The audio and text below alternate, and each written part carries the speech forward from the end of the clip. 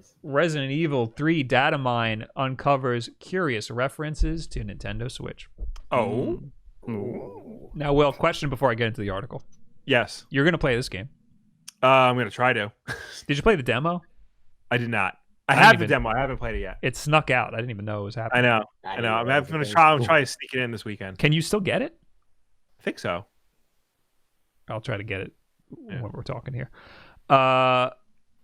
So are you going to play it on Nintendo Switch if it comes to Nintendo Switch? I mean, yeah, if it comes to Nintendo Switch, I'll play it on that. But the Resident Evil 2 remake didn't come to Nintendo Switch. Correct. So, Well, I'm just saying, Oh, like if it comes out on all consoles, you would rather play it on the Switch, is my question. yeah. Okay. Just asking. Okay.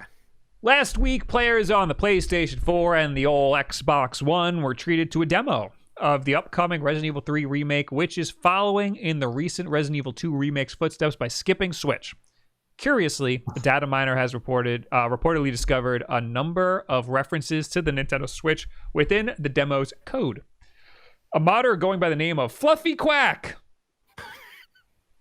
You're doing has, it. Good job. has supposedly uncovered some interesting pieces of text. In some places, there are notifications present which relate specifically to the version of the game you're playing. One such example reads, "This game has an autosave feature. Please do not turn off your console of choice." That's all well and good, but why is there a switch option? This game has an autosave feature. Do not turn off your Nintendo Switch Of choice. of choice. That's not all, because there's even a reference to the eShop. Go to the Nintendo eShop? ? So let's try to figure this one out, says Nintendo Life. Let's try to figure it out for them. One explanation for these odd references could be that Capcom has plans for a Switch version later down the line, or perhaps it had considered a Switch port at one stage and decided against it before revealing the game to the public. Another theory could be that the game will make it to the Switch in the same way Resident Evil 7 did, via a cloud version. The reasoning behind the code's existence is unknown, but it's hard not to wonder about what might have been. Okay, so I have some theories. Mm-hmm. The first one, and the one that is probably most likely, is that it's just so easy to add another line for a Nintendo Switch. Yeah. It's just, why not have it there, you know? I know part of the reason why they wanted to remake Resident Evil 2 and 3 to begin with is because those are the only two mainline games that weren't built using their MT frameworks, Capcom's MT frameworks engine. Yeah, isn't it like specifically a Resident Evil engine? No. Well, there's the Resident Evil engine, which is like its own thing, but then there's like another part of that called MT frameworks, Oh, okay. which that helps to port the game to multiple systems and future systems. Right. Like, because Resident Evil 4, 5, and 6 are built on that, and those are all on the Switch. And the Resident Evil remake and 0 were also built with that, and that's on the Switch. So I think it's just part of that framework that it has, data for the Switch in it. It's in the engine already, but that doesn't necessarily mean that the current game is being built and optimized for the Switch. It's just that the engine has the option to make games for the Switch. So did the remake come to the cloud like 7 did? No, Resident Evil Remake, it's like you can buy it on the eShop. No, I mean the RE2 remake. That. Oh no, RE2 Remake hasn't come out for the Switch. Okay. Yeah. I think the cloud version is likely. However, the other cloud versions were only Japanese. Yeah. And so why wouldn't that line be in Japanese? Yeah. Because don't they have like menu stuff in English in a lot of Japanese games? Maybe. Yeah. Well, I don't know specifically how it is in Resident Evil. Well, and also I think maybe the release wasn't only in Japanese so much as it was only in Japan, like regionally, but maybe it still has the languages in there. So like, because didn't people from I mean, I didn't, but I think Bob, maybe you did, or Will, I don't know. One of you guys maybe played the RE7 cloud version just from over here, and it was garbage because it was from so far away or whatever. I did not. Okay, I didn't feel do like, that. so some people did, I think, and like I can't imagine that they would have played it in Japanese, but maybe, I don't know. So I probably that think was you're one right. of There's those two. probably some language options. Yeah. I will say I tried to play the Japanese version of Resident Evil 1 the other day on friggin' where is it? On this guy. In your fake Switch Lite. The fake Switch Lite, and I could not find language options for the life of me. But that was Resident Evil 1, the original. So that's why. PlayStation 1. Yeah, Biohazard. as they call Biohazard. it. Yes, Yeah. except So it at said this Resident point- Evil on the ROM, but the game was actually Biohazard. Yeah. At this point, I'd be surprised. I mean, they could do whatever they want. Everything always seems weird anyway. But I'd be surprised if, because I still anticipate some kind of like xCloud or some kind of cloud service to come to the Switch. Yes. So I'd be surprised if Nintendo moved forward with more of, because Resident Evil 7, and I think Assassin's Creed Odyssey was in that. There was a Japanese cloud version of that one, and I think those were the only two games that I'm remembering. I think there's like one more, but I don't remember. Those are the big ones. Oh, I guess like Resident Evil Phantasy 7. Star Online 2. Yeah. That was in Japan as well. This is what they're going to do. They're going to do the Final Fantasy VII remake, Cloud version, because Cloud is in Final so much. Fantasy VII, and that's how they're going to make it like official. That's good. I like it. I think that it's most likely that this line of code is most likely there just because it's easier to have it there than it is to add it later. Mhm. Yeah. But if we get the game at all on the Switch, it'll be a Japanese only cloud version.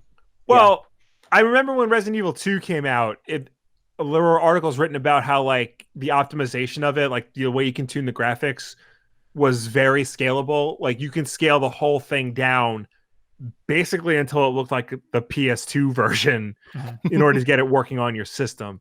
So it's a game that has multiple graphical settings, much like, the Bethesda games, Doom and Wolfenstein and whatnot.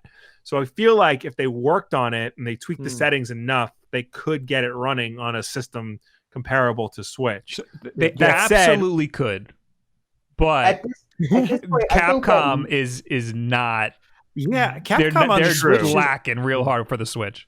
Our Yeah. friend Max Wright over at Loot Pots tweeted out the other day. He's like, Mega Man Friend? 11. Okay. we gotta stop enabling Max right on Wolfenstein Live. We gotta stop it. He's all right? my friend. But yeah, so he pointed out that besides, he didn't think of Mega Man 11 at first, but I reminded him because I'm. Oh, I remember this tweet. really I saw this tweet. Yeah, but like the Capcom has only put ports on. I mean, at this point, if they put Resident Evil 2 remake or Resident Evil 3 remake, even if they did it later, I'd still consider those not ports and being new games. Yeah. But it is weird to think about how compared, especially like Square Enix or Bandai Namco or whatever, all sorts of other Japanese publishers, Capcom's actually done a pretty terrible job of supporting the Switch, And it's other weird. than lots of ports that are kind of overpriced for the most part. yeah. It's like not even a thing. Because at this point, in the beginning, it was a thing of like, dude, Nintendo fans a service and give us your game. But at this point, they're dumb because Yeah. it's like the second fastest selling console in Japan's history. And they're just like, nah, we're not going to put any games on. Yeah. I tried to pull up Max's tweet, but he tweets too much. And I couldn't find it. But yeah, Capcom hasn't had like any new games. They have Mega Man 11. Yeah. That's it. Did they put a new Monster Hunter on Switch? Nah, They they put put- a port of a port. Yeah, Okay. a port of the 3DS one, which is, I mean, it's Which like is a the port of quintessential traditional Monster Hunter, apparently, but Yeah. Monster Hunter. like, You just hunt cheese. got No, it's a game about cheese. no, it's the, it's Yeah. the Addams Family ripoff. For Resident Evil, I think the most likely thing, if it comes to the Switch at all, would be a cloud version. Unless Capcom just pulls a 180 and they're like, here you go. Like, even if the game is scalable, because that seems to be the trend, is games that are on PC that are super scalable, they could just shrink it down and put it on the Switch, like Bethesda does. But or Panic Button. Yeah. But I think going from the past, most we'll see is a cloud version that's only in Japan that you can get through the Japanese eShop very easily if you want. I'm looking at all the Capcom games. I just went to the eShop and typed in Capcom, and yeah, they're all ports, except for Mega Man 11.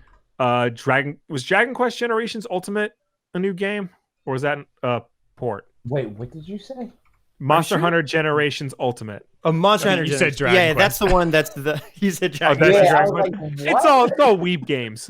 Yeah, you know that that's the one one. It was a 3DS game that they like up-resed and added some more stuff for. Yeah. So like it's an upgraded port, but yeah, it's a port. Yeah, but it's also like because they did.